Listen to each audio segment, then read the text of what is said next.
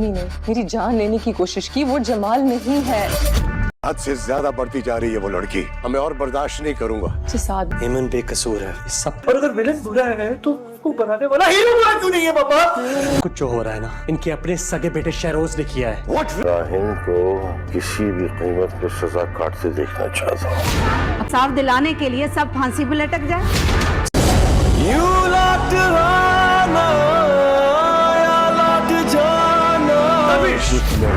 तुम क्या चाह रही हो? तुम्हें इनसे बचाने के लिए मुझसे जो हो सकेगा अब मैं करूंगा। कोई और बस आइंदा मेरे सामने मत आना।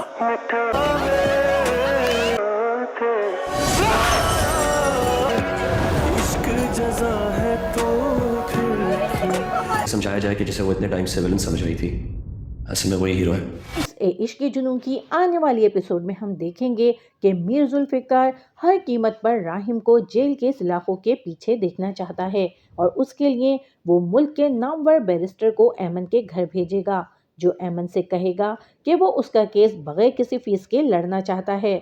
ऐमन के वालिदैन जो अब ऐमन के मामले को लेकर काफी ज्यादा परेशान हो चुके हैं, बैरिस्टर को ये केस लड़ने से मना कर देंगे, लेकिन ऐमन उन्हें कॉल करके ये केस लड़ने पर रजामंदी दे देगी। और जब अली नवाज को इस बारे में पता चलेगा कि ऐमन एक बार फिर राहिम पर केस करने जा रही है, तो वो फारूक से कहेंगे कि ये लड़की अब हद से ज्यादा बढ़ती जा रही है और अब मैं इसको मजीद बर्दाश्त नहीं करूंगा।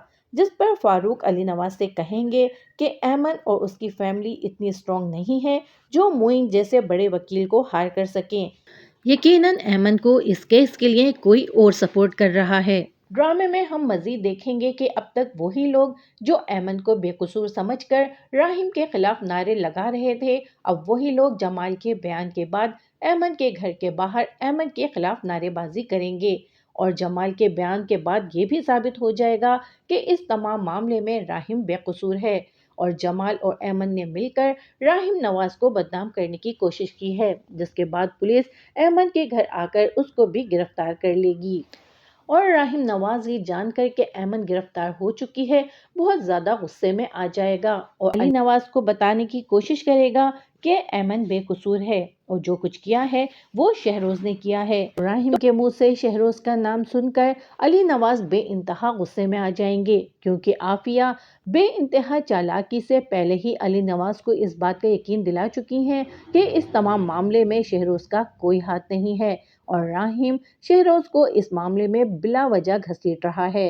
इसी वजह से जब अली नवाज राहिम को शहरोज पर इल्जाम लगाता देखेंगे तो उन्हें राहिम पर बहुत ज्यादा गुस्सा आएगा कि एक तरफ तो वो राहिम को बचाने की कोशिश कर रहे हैं और राहिम उनके ही बेटे को इस मामले में घसीट रहा है। वो राहिम से गुस्से में कहेंगे कि आइंदा तुम मुझे अपनी शक्ल नहीं दिखाना और गुस्से में उसके पास से चले जाएंगे।